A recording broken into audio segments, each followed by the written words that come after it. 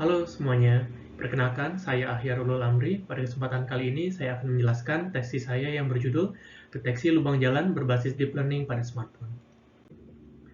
Saya akan menjelaskan pendahuluan, tinjauan pustaka, metodologi penelitian, hasil dan pembahasan, simpulan saran, dan daftar pustaka. Baik, latar belakang. Mengapa saya mengambil topik ini dilatar belakangi bahwa banyaknya kasus jalan yang rusak, lubang jalan, khususnya di daerah-daerah berkembang menurut WHO, yang mana hal tersebut berkontribusi dengan terjadinya kerusakan kendaraan dan bahkan terjadian kecelakaan yang mengancam nyawa. Lubang jalan sendiri sulit dideteksi secara manual, dan salah satu cara untuk mendeteksinya secara otomatis adalah menggunakan deep learning karena menawarkan cost yang efisien. Namun, hingga saat ini masih jarang pengembangan deep learning yang diterapkan pada perangkat sumber daya terbatas seperti smartphone. Sehingga, pada penelitian ini, saya ingin mencoba membuat sebuah model deteksi objek, spesifiknya lubang jalan, menggunakan state of the art yang terbaru, yakni YOLO version 8, menggunakan pelatihan transfer learning dan hyperparameter tuning, kemudian dikompare dengan state of the art lainnya, seperti cluster RCNN dan YOLO version 7, untuk membandingkan bagaimana performa deteksi masing-masing model dan juga bagaimana penggunaan sumber daya komputasi di smartphone. Adapun manfaat penelitian saya yakni satu, memberikan insight bagaimana perbandingan performa model-model of state of the art dalam mendeteksi lubang jalan yang diterapkan pada smartphone. Yang kedua, memberikan opsi bagi masyarakat untuk melakukan pendeteksian lubang jalan secara otomatis menggunakan gadget mereka. Dan yang terakhir bagi pemerintah yakni untuk melakukan dan memudahkan pemantauan kondisi jalan dan prioritisasi perbaikan. Adapun ruang lingkup penelitian ini yakni menggunakan dataset publik dashboard kamera dari Nia Neber 2015 dan algoritma state of the art yang dibandingkan adalah Cluster CNN, YOLO version 7 dan YOLO version 8. Ini adalah tinjauan pustaka yang saya gunakan, ada 15 terkait deteksi lubang jalan, di mana saat ini kebanyakan melakukan deteksi lubang jalan pada PC, masih jarang diterapkan di smartphone. Dan kalau dilihat dari penerapan smartphone, cukup banyak yang dilakukan pada deteksi objek umum. Sehingga berangkat dari situ, saya ingin mencoba melakukan penggabungan keduanya. Dengan kerangka pikir mulai dari studi literatur, melakukan ide pengembangan, eksperimentasi, hingga implementasi. Yang saya jabarkan dalam 4 tahapan, yakni mulai dari tahapan perencanaan, tahapan persiapan data, tahapan pengembangan model, dan tahapan implementasi. Kemudian detail dari metodologi mulai dari dataset. Datasetnya ini sendiri adalah dataset publik kondisi lubang jalan di salah satu middle income country yakni Afrika Selatan yang cukup menggambarkan kondisi di Indonesia, di mana data terdiri dari satu lubang jalan, satu kelas yang dideteksi yakni lubang jalan, dengan lubang jalannya itu bervariasi dalam ukuran dan juga posisi. Bisa dilihat di sebelah kanan. Kemudian detail tahapan yang saya usulkan, yakni mulai dari pemrosesan data input melalui tahapan data pre-processing, di mana dilakukan data cropping, resizing, dan normalization. Kemudian ada label formatting, menjadi format Pascal VOC dan juga YOLO untuk kebutuhan algoritma.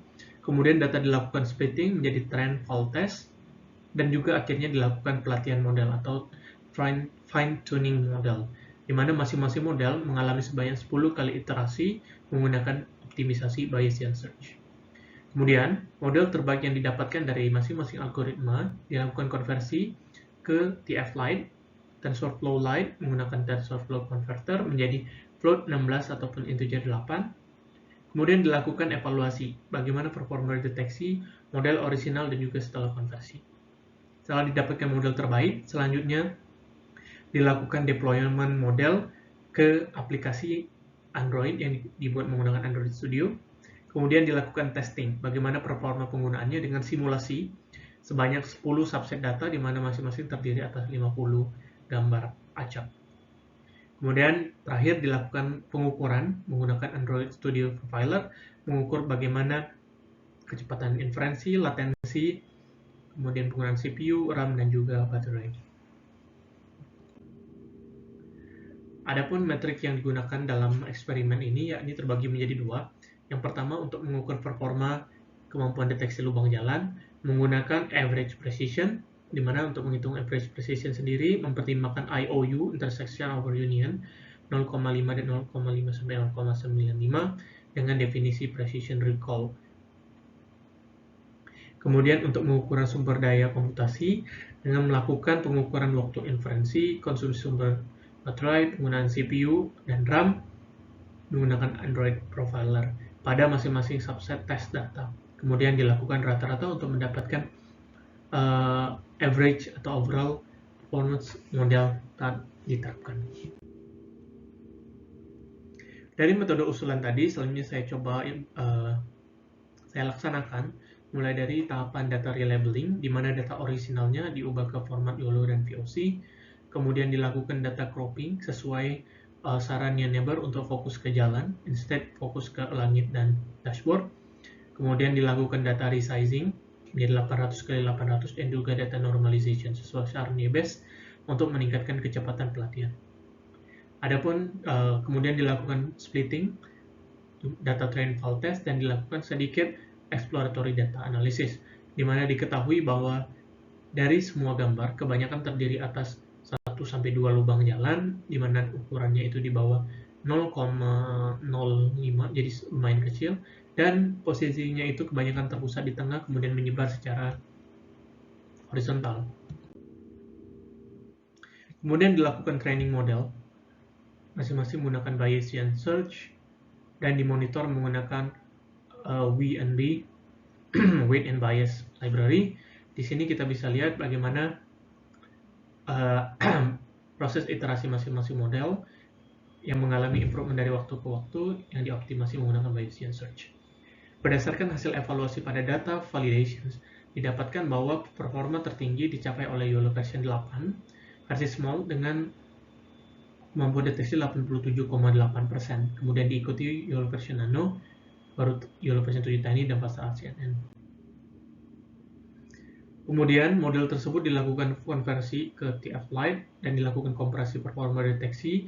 Didapati bahwa pada saat evaluasi di data test, model YOLO version 8 relatif robust walaupun dilakukan konversi sampai integer 8. Sedangkan YOLO version 7 tiny mengalami penurunan yang signifikan, sedangkan Faster RCNN sudah cukup rendah bahkan sebelum dikonversi.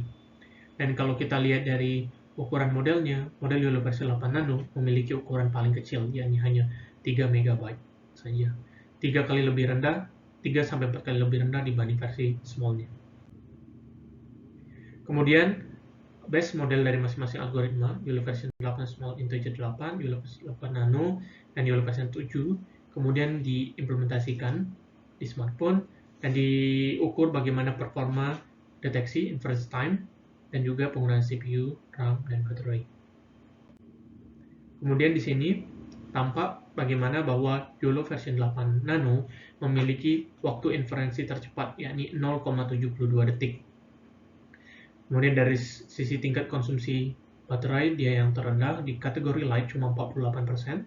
Kemudian penggunaan CPU juga paling rendah, yakni hanya 35%. Dan dari sisi penggunaan RAM juga terkecil, yakni hanya 133 MB. Adapun kesimpulan dari penelitian ini setidaknya ada 3, yakni 1. Setelah melalui proses transfer learning dan hyperparameter tuning, di antara algoritma state of the art didapati bahwa model YOLO version 8 melampaui YOLO version 7 tiny dan juga Faster RCNN dalam hal ketepatan deteksi. Ini menjawab rumusan masalah pertama. Terus yang kedua, model deteksi lubang jalan YOLO version 8 khususnya versi nano membutuhkan sumber daya komputasi yang lebih rendah dibandingkan YOLO version 8 small ataupun YOLO version 7 tiny. Hal ini menjawab rumusan masalah kedua. Dan implikasi dari penelitian ini adalah diharapkan dapat berkontribusi terhadap intelligence transportation system, karena hal ini menunjukkan bahwa model deep learning deteksi objek lubang jalan dapat diterapkan pada perangkat komputasi sumber daya terbatas seperti smartphone. Penelitian ini tidak lepas dari kekurangan, ada banyak hal yang bisa diimprove, salah satunya adalah menambah keragaman data dengan kondisi jalan lubang yang bermacam seperti lubang jalan yang tergenang air ataupun pencahayaan yang sangat rendah. Kemudian untuk fine tuning sendiri mungkin saat ini masih terbatas di 10 iterasi karena keterbatasan sumber daya komputasi.